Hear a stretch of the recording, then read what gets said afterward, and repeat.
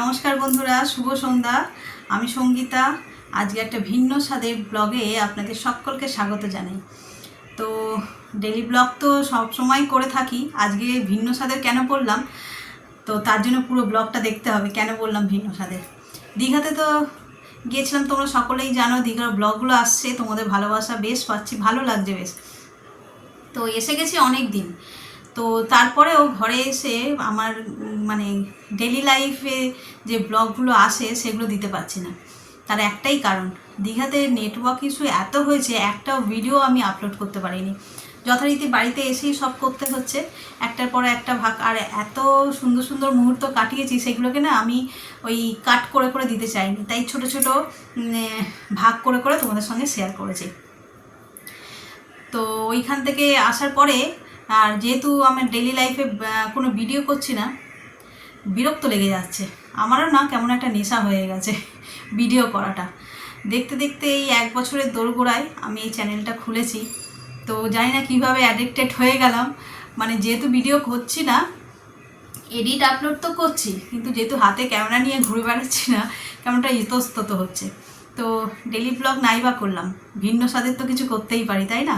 তো সেই জন্যই আজকে ভাবলাম যে নতুন একটা ছোট্ট ভিডিও তোমাদের সঙ্গে শেয়ার করি। দেখতে দেখতে কি গরম পড়ে গেল না? পাখা তো চলছে, আর 2 দিন পরেই এসিও শুরু হয়ে যাবে। সেই যে জ্বালা পোড়া শুরু হবে, সে আর থামার নয়।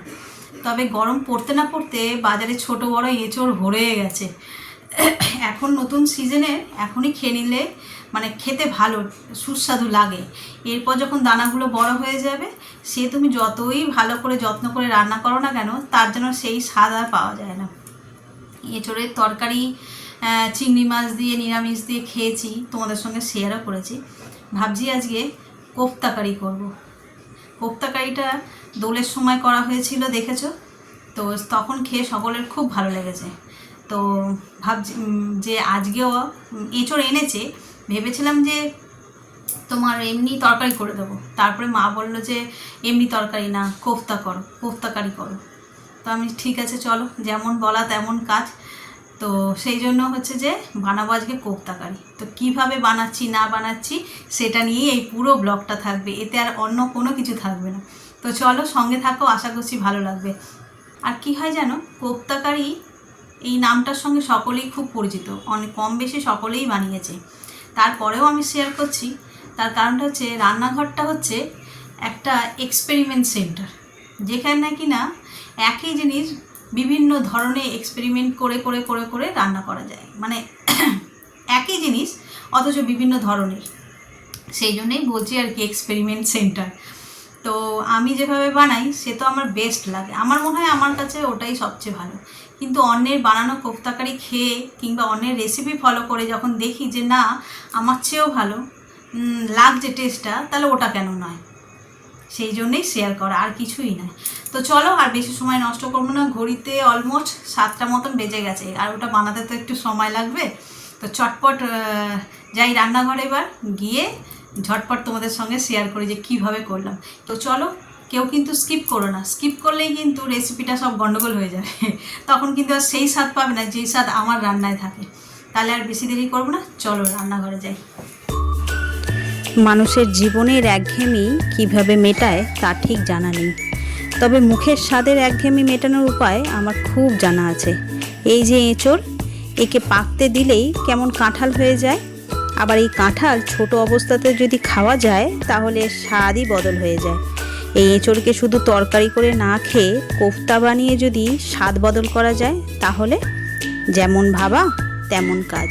এই যে দেখছো, সমস্ত ইনগ্রিডিয়েন্টসগুলো আমি প্রথমে গুছিয়ে নিয়েছি, যা যা লাগে যাবতীয় জিনিস আমি একেবারে রেডি করে নিয়েছি, নিয়ে একেবারে ধরবো আর করব।